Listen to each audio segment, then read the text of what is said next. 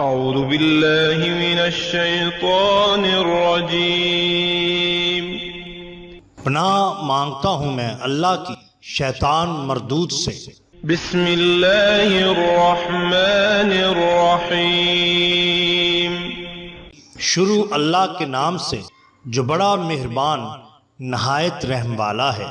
The bottom line کے ناظرین کرام، السلام علیکم۔ محترم ناظرین، ہم اپنی آج کی ویڈیو میں صاحب کرامت ہرن اور بادشاہ ابو بن ادم رحمت اللہ علیہ کا قصہ آپ کے سامنے پیش کریں گے، جو یقیناً آپ کے لیے دلچسپی کا باعث ہوگا۔ ناظرین کرام، حضرت ابراہیم بن ادم رحمت اللہ علیہ بلخ کے شہزادے تھے، عالم شباب تھا۔ ایک دن محافظوں اور خدام کے ہمراہ جنگل میں شکار کھیلنے گئے۔ چہرے پر بشاشت کے بجائے سوچوں کے گہرے سائے تھے۔ ان کا ذہن عجیب و غریب خیالات کی اماجگاہ بنا ہوا تھا۔ معمن نظر ایک خوبصورت ہرن پر پڑی، گھوڑا اس کے پیچھے دوڑایا۔ اچانک غیب سے آواز سنائی دی، اے ابراہیم، موت سے قبل بیدار ہو جاؤ۔ اس آواز نے آپ کے دل و دماغ میں ہلچل مچا دی، لیکن شکار کی دھن سر پر سوار رہی۔ بہت دور جا کر جب ہرن کو تیر مارنے لگے تو اللہ تعالیٰ نے اسے قوت گوائی یعنی کہ بولنے کی طاقت عطا کی، اور وہ کہنے لگا، کیا آپ کی تخلیق کا یہی مقصد ہے کہ سیر و شکار کرتے پھریں؟ یہ سنا تو قلبی کیفیت تبدیل ہو گئی۔ گھوڑا روک کر کھڑے ہو گئے۔ گزشتہ چند ایک یوم میں رونما ہونے والے واقعات کا ذہن میں ہجوم ہونے لگا۔ ایک روز آپ مخمل کے بستر پر آرام فرما رہے تھے کہ چھت پر کسی کے قدموں کی آہٹ سنائی دی۔ بآواز بلند پکار کر پوچھا، کون ہے؟ جواب ملا، آپ کا جاننے والا ہوں اور چھت پر اپنا اونٹ تلاش کر رہا ہوں۔ یہ سنا تو آپ حیرت میں ڈوب گئے، پوچھنے لگے کہ چھت پر اونٹ کیسے چڑھ سکتا ہے؟ جواب ملا، شہزادگی اور بادشاہت میں اللہ کس طرح مل سکتا ہے؟ یہ سننے کی دیر تھی کہ ہیبت و خوف سے سر تا پا لرز اٹھے۔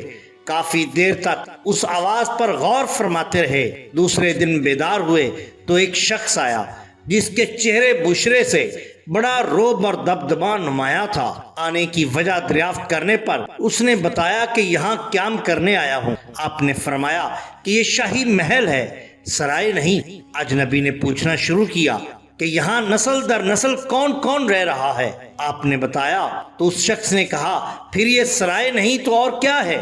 اور اس طرح وہ غائب ہو گیا۔ آپ سمجھ گئے کہ مشیت ازیدی یہی ہے کہ میں علائقے دنیا سے خود کو علیحدہ کر لوں اور صرف اللہ تعالیٰ کا ہو کر زندگی بسر کروں۔ اسی اثنا میں آپ کی نظر اپنے باپ کے ایک چرواہے پر پڑی۔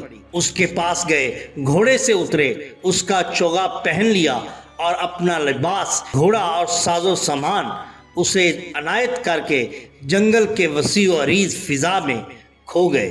آپ کی کوئی منزل تھی نہ ٹھکانہ، چلے جا رہے تھے کہ دیکھیں اللہ تعالیٰ کہاں لے جاتا ہے۔ کئی دنوں کی صحرا نوردی کے بعد آپ کو راستے میں ایک شخص ملا۔ اس کے چہرے سے نور جھلک رہا تھا۔ اس نے آپ کو اسم اعظم تلقین کیا۔ آپ اسے مسلسل پڑھتے رہے۔ اس سے بہت سے انوار و تجلیات کا ظہور ہوا، اور پھر اسی اسم اعظم کی برکت سے ایک دن آپ کی ملاقات حضرت خضر علیہ السلام سے ہوئی۔ انہوں نے بتایا کہ جنہوں نے آپ کو اسم اعظم سکھایا تھا ان کے بھائی حضرت الیاس علیہ السلام تھے۔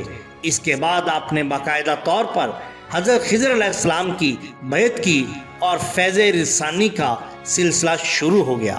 بیان کیا جاتا ہے کہ ایک دن آپ صحرا میں سے گزر رہے تھے کہ کسی بوڑھے سے ملاقات ہوئی۔